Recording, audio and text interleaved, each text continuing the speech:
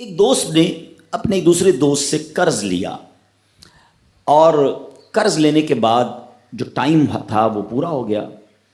اب پیسے اس نے نہیں لوٹائے. بڑی کوشش کی اس نے کہ بھائی میری رقم واپس دے دیں. اس نے نہیں دیا. اب وہ یہ کیس لے کر عدالت میں چلا گیا اور جج صاحب سے جا کر اس نے کہا کہ اس نے میرے پیسے دینے اور یہ میری رقم نہیں لوٹا رہا. تو جج صاحب نے کہا کہ تمہارے پاس 30 دن ہیں، ودن 30 days تم نے اس کے پیسے واپس لوٹانے ہیں ورنہ پھر تمہارے خلاف فیصلہ ہو جائے گا. تو وہ شخص گھر گیا. اب اس نے کیا کیا، اس نے صبح سے لے کر شام تک درود پاک پڑھنا شروع کر دیے. 1 دن 2 دن 3 دن 27 دن ہو گئے. وہ درود پڑھتا رہا اور انتظار کرتا رہا. پیسے تو تھے نہیں، 30ویں دن عدالت میں پیش ہونا تھا. 27 دن گزر گئے، 28ویں رات آ گئی. خواب میں اس کو کسی نے آواز دی کہ گھبراؤ نہیں، تمہارا قرض ادا ہو جائے گا. اگلے دن پھر درود پاک پڑھتا رہا. اب نبی پاک کی خواب میں زیارت ہوئی. آقا علیہ الصلوۃ والسلام تشریف لائے. فرمایا گھبراؤ نہیں، تمہارا قرض ادا ہو جائے گا. تم علی بن عیسیٰ وزیر کے پاس جاؤ اور اس سے کہو وہ تمہارا قرض ادا کر دے گا. اب جب صبح اٹھا تو بہت خوش کہ نبی پاک کی زیارت مجھے ہو گئی. لیکن پھر خیال آیا کہ میں اگر وزیر صاحب کے پاس گیا اور انہوں نے مجھ سے کوئی ایویڈنس مانگ لیا، کوئی پروف مانگا، کہ میں کیسے مان لوں تمہیں نبی پاک نے بھیجا ہے؟ تو اس بات پر تو میرے پاس کوئی دلیل نہیں ہے. اب 30ویں رات آ گئی، آخری رات ہے، صبح عدالت میں جانا ہے. درود پاک پڑھتے پڑھتے سو گیا. سرور کائنات علیہ الصلوۃ والسلام نے خواب میں پھر کرم فرمایا. فرمایا علی بن عیسیٰ وزیر کے پاس جاؤ، وہ تمہارا قرض ادا کر دے گا. کہ حضور میں چلا تو جاتا، مگر اگر وہ مجھ سے یہ کوئی پروف مانگتا، کوئی ایویڈنس مانگتا تو میں کیا جواب دیتا؟ پیارے آقا علیہ الصلوۃ والسلام نے فرمایا کہ ایسا کرو، اسے یہ کہنا کہ آپ کا ایک راز ہے جو آپ جانتے ہیں اور رب جانتا ہے، اور وہ راز یہ ہے کہ آپ روزانہ فجر کے بعد 5000 بار درود پاک پڑھتے ہیں، اور جب تک درود پاک مکمل نہیں ہوتے آپ کسی سے بات نہیں کرتے. اب جب صبح اٹھا تو بہت مطمئن کہ اب تو دلیل بھی آ گئی ہے. پہنچ گیا صبح علی بن عیسیٰ وزیر کے پاس. اس کا دربار لگا ہوا ہے. اس نے پیغام بھجوایا کہ میں علی بن عیسیٰ وزیر صاحب سے اکیلے میں ملنا چاہتا ہوں، پیغام لایا ہوں. درباری نے آ کر پوچھا، وزیر صاحب پوچھ رہے ہیں کس کا پیغام لائے ہو؟ کہا میں نبی پاک علیہ الصلوۃ والسلام کا پیغام لایا ہوں. فوراً وزیر صاحب نے بلا لیا. کہا فرمائیے. کہا مجھے میرے آقا علیہ الصلوۃ والسلام نے کہا ہے کہ آپ میرا قرض ادا کر دیں.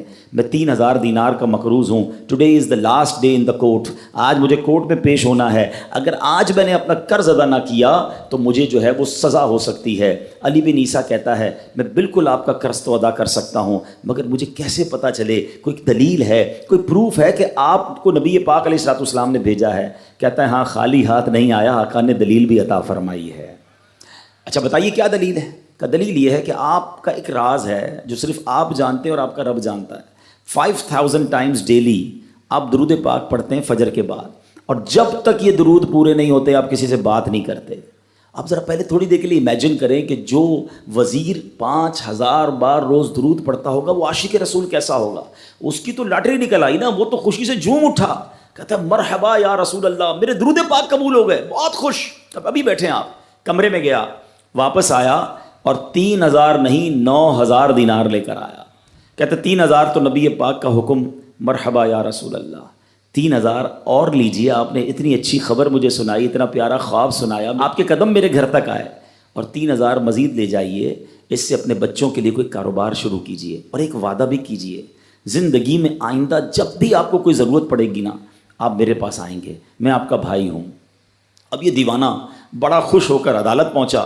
اچھا everybody expecting over there, سب یہ سوچ رہے تھے کہ یہ اس نے آج گرفتار ہی ہونا ہے، کیونکہ تھا ہی کچھ نہیں اس کے پاس، پہلے ہی کہہ دیا تھا کہ میں کولیپس ہو گیا ہوں.